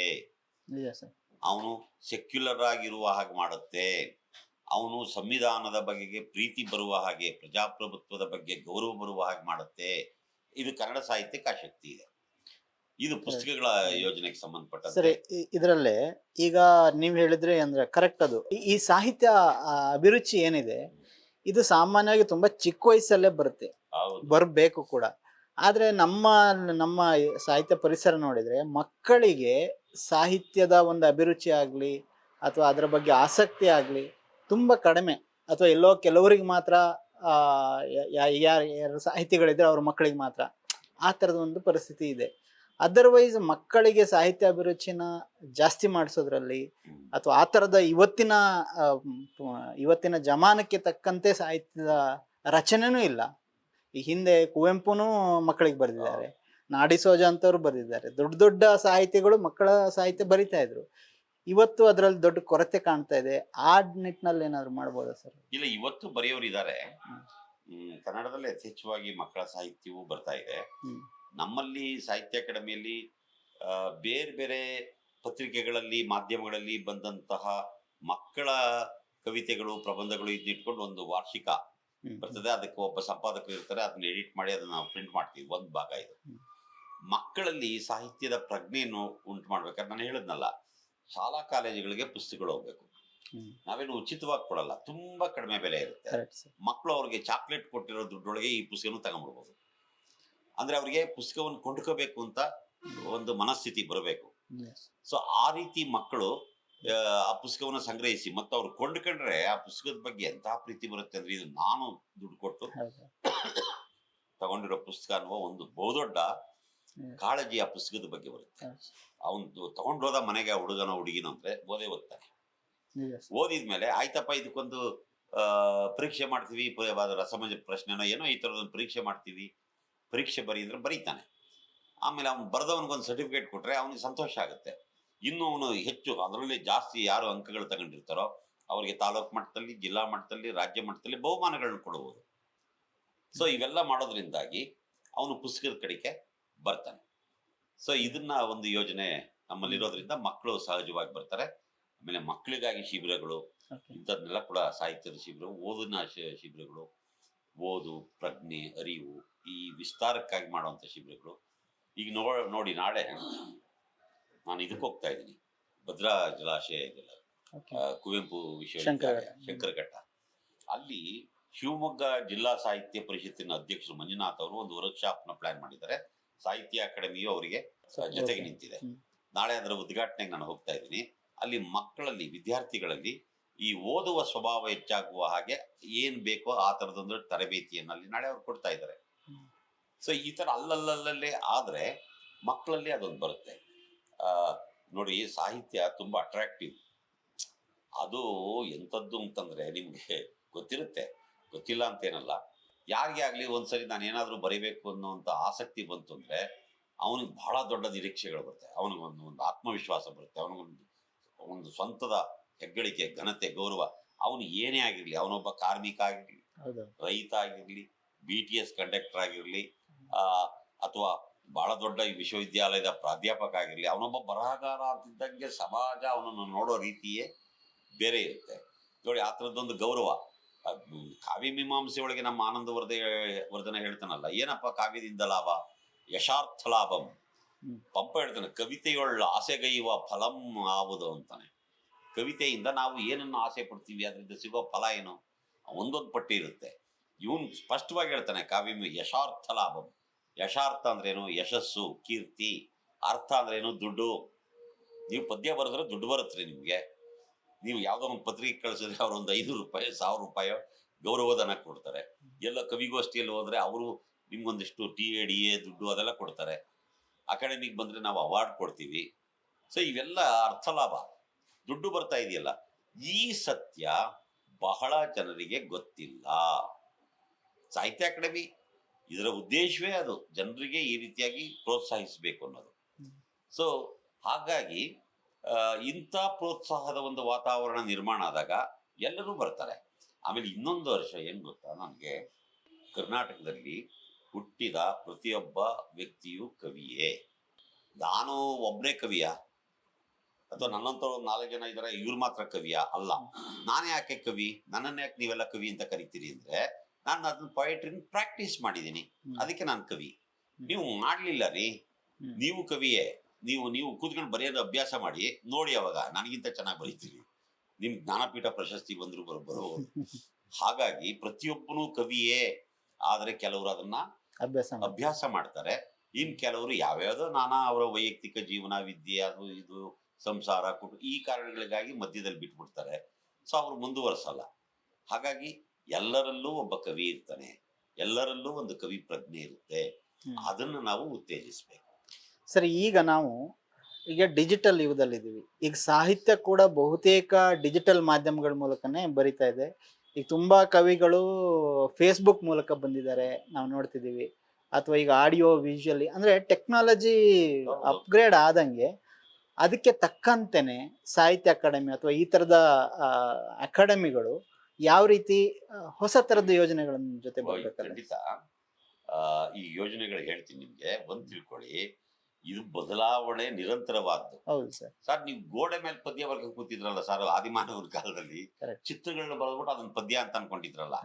ಆಮೇಲೆ ತಾಳೆಗರಿಗೆ ಬಂದ್ರಲ್ಲ, ಹೆಚ್ಚು ಕಡಿಮೆ 1-1.5 ಸಾವಿರ ವರ್ಷಗಳ ಕಾಲ ನಮ್ಮ ಜನ ಕನ್ನಡದ ಕವಿಗಳೇ. ತಾಳೆಗರಿಗಳಲ್ಲಿ ಬರೆದ್ರು. ಹೌದು. ಪೇಪರ್ ಅನ್ನೋದೇ ಗೊತ್ತಿರಲ್ಲ. ಪೇಪರ್ ಬಂದಿದ್ದು ನಮಗೆ ಬ್ರಿಟಿಷರು ಬಂದ ಮೇಲೆ. ಮುದ್ರಣ ಅನ್ನೋದು ಬಂದಿದ್ದು ಮೋಗ್ಲಿಂಗ್ ತರದ ಒಬ್ಬ ಬ್ರಿಟಿಷ್ ಅಧಿಕಾರಿ ಅಥವಾ ಪಾದ್ರಿ, ಹ್ಮ್. ಕ್ರೈಸ್ತ ಪಾದ್ರಿ ಮಂಗಳೂರಿಗೆ ಬಂದ್ಮೇಲೆ ಕನ್ನಡದಲ್ಲಿ ಪ್ರಿಂಟಿಂಗ್ ಮೆಷಿನ್ಗಳು ಬಂದಿದ್ದು. ಸೊ ಏನು ಗೊತ್ತಿರಲಿಲ್ಲ ನಮ್ಗೆ. ಹೇಗೆ ನಾವು ಒಂದರಿಂದ ಒಂದಕ್ಕೆ ಹೇಗೆ ಜಂಪ್ ಆದವು. ತಾಳೆಗರಿ ಗೋಡೆಯನ್ನ ಬಿಟ್ಟು ತಾಳೆಗರಿ ತಾಮ್ರ ಶಾಸನಗಳನ್ನ ಕಲ್ ಮೇಲೆ ಬರಿತಾ ಇದನ್ನ ಬಿಟ್ಟು ತಾಳೆಗರಿಗೆ ಬಂದೋ, ತಾಳೆಗರಿಯನ್ನ ಬಿಟ್ಟು ಪೇಪರಿಗೆ ಬಂದೋ. ಇವತ್ತು ಬೇರೆ ಬೇರೆ ಇದಾವೆ. ಇವತ್ತು ಕಾಲ ಎಷ್ಟು ಅದ್ಭುತವಾದ್ದು ಅಂತಂದ್ರೆ ತುಂಬಾ ಒಳ್ಳೆಯ ಕಾಲ. ನಮ್ಮ ಪುಣ್ಯ ಇದು. ಕುವೆಂಪುಗೋ ಬಸವಣ್ಣನ್ಗೋ ಬೇಂದ್ರೆಗೋ ಪಂಪಂಗೋ ಸಿಕ್ಕಿದ್ರೆ ಹೆಂಗಿರೋದು ಯೋಚನೆ ಮಾಡಿ. ಲಂಕೇಶ್ ತಮಾಷೆಯಾಗಿ ಒಂದು ಮಾತು ಹೇಳೋರು, ನಮ್ ಕೀರಮ್ಮ ಅದ್ ನೆನಪು ಮಾಡ್ಕೊಳ್ತಾರೆ. ಏಯ್ ಬಸವಣ್ಣನ್ಗೆ ಏನ್ ಬೇಕಿತ್ತು ಗೊತ್ತೇನ್ರಯ್ಯ ಅಂತ ಕೇಳೋರಂತೆ. ಏನ್ ಸಾರ್ ಅಂದ್ರೆ ಬಸವಣ್ಣನ್ಗೆ ಒಂದು ಪ್ರಿಂಟಿಂಗ್ ಮಿಷನ್ ಬೇಕಾಗಿತ್ತು. ಮಾಧ್ಯಮ ಸರ್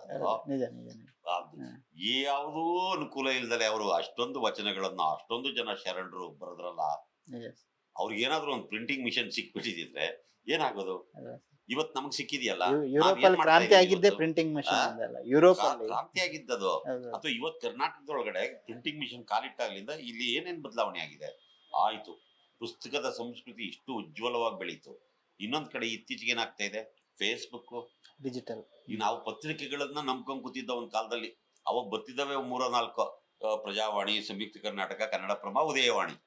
ಅದು ಎಲ್ಲಾದ್ರೂ ಪದ್ಯ ನಂದೊಂದು ಪ್ರಜಾವಾಣಿ ಒಳಗೋ ಇದ್ರೊಳಗೋ ಬಂತು ಅಂದ್ರೆ ನನಗೆ ಸಂಭ್ರಮ. ಓ ನಾನು ಕವಿ ಅನ್ನುವಂತ ಒಂದು ವಿಶ್ವಾಸ ಬಂದ್ಬಿಡೋದು ನನಗೆ ಆ ಕಾಲದ ತರುಣ ಕವಿಗಳಿಗೆ. ಇಲ್ಲ ಅಂದ್ರೆ ಬಹಳ ಕಷ್ಟ. ಪತ್ರಿಕೆಗಳಲ್ಲಿ ಬರೋದು, ವಾರಪತ್ರಿಕೆಗಳಲ್ಲಿ ಬರೋದು, ಸಾಹಿತ್ಯ ಪತ್ರಿಕೆಗಳಲ್ಲಿ ಬರೋದು, ಅದು ಒಂದು ಕಾಲ. ಈಗೇನಾಗಿದೆ, ಪತ್ರಿಕೆಗಳಲ್ಲಿ ಸರಿಯಾಗಿ ಪದ್ಯಗಳನ್ನ ಹಾಕಲ್ಲ. ಅವ್ರು ಏನೋ ಸ್ಕ್ಯಾನ್ ಮಾಡಿ ಓದಿ ಅದ್ ಮಾಡಿ ಇದ್ ಮಾಡಿ ಅಂತಾರೆ. ಯಾರಿಗೂ ತಾಳ್ಮೆ ಇರಲ್ಲ. ಈಗೇನಾಗಿದೆ, ಫೇಸ್ಬುಕ್ ಬಂದಿದೆ. ಪದ್ಯ ಬರ್ದ ತಕ್ಷಣ ಫೇಸ್ಬುಕ್ ಅಲ್ಲಿ ಹಾಕಿದ್ರೆ ಒಂದು 50 ಜನ ಲೈಕ್ ಹೊಡಿತಾರೆ, ಮುಗಿತಾ ಅಲ್ಲಿಗೆ. ತೀರಾ ಪದ್ಯ ಕೆಟ್ಟದಾಗಿದೆ ಅಂದ್ರೆ ಅಲ್ಲಿ ಯಾರೋ ಕಾಮೆಂಟ್ ಹೊಡಿತಾರೆ. ಓ ನಾನೇನೋ ತಿದ್ಕೋಬೇಕು ಅನ್ನೋದು ಕವಿಗೆ ಗೊತ್ತಾಗುತ್ತೆ. ತಕ್ಷಣಕ್ಕೆ ಅವನಿಗೆ ಅದರ ರೆಸ್ಪಾನ್ಸು ಸಿಕ್ಬಿಡುತ್ತೆ. ಇದು ಬಹಳ ಮುಖ್ಯವಾದ್ದು. ಆಮೇಲೆ ಈ ನೋಡಿ, ಈ ಯೂಟ್ಯೂಬ್ ಇವೆಲ್ಲ ಇದಾವಲ್ಲ, ಇವು ಶಾಶ್ವತವಾಗಿ ಕವಿಯನ್ನ ಲೋಕವಿಖ್ಯಾತರನ್ನಾಗಿ ನಿರಂತರವಾಗಿ ಮಾಡ್ತಾ ಇರ್ತದೆ. ಯಾವತ್ತೂ ಆಡಿದ ಮಾತುಗಳು, ಓದಿದ ಪದ್ಯಗಳು ಇವತ್ತು ಯೂಟ್ಯೂಬ್ ಅಲ್ಲಿ ನೋಡಿದ್ರೆ ಸಿಗ್ತಾವ. ನೋಡಿ ಎಲ್ಲ ಸಾರ್, ನೀ ನಂದೇ ಉದಾಹರಣೆ ತಗೊಳ್ಳಿ. ನಾನು ಕವನ ಸಂಕಲನಗಳು ಬರ್ಕಂಡೆ, ನಾಟಕಗಳು ಬರ್ದೆ, ನನಗೆ ಅವಾರ್ಡ್ಗಳು ಬಂತು. ಅಲ್ಲಿ ಇಲ್ಲಿ ಕವಿಗೋಷ್ಠಿಗೆ ಹೋಗಿ ಪದ್ಯ ಓದ್ದೆ. ಆದ್ರೂ ನಾನೇನಷ್ಟು ಪ್ರಸಿದ್ಧ ಆಗಿದ್ದ ಯಾವಾಗ ಗೊತ್ತಾ? ತಮಾಷೆ ಅಂದ್ರೆ, ಒಂದ್ 4 ವರ್ಷದಿಂದ ಮಹೇಂದ್ರ ಕುಮಾರ್ ಅಂತ ಒಬ್ರು ಬಹಳ ದೊಡ್ಡ ಹೋರಾಟಗಾರ ಮತ್ತು ಚಿಂತಕ ತೀರೋದ್ರವ್ರು.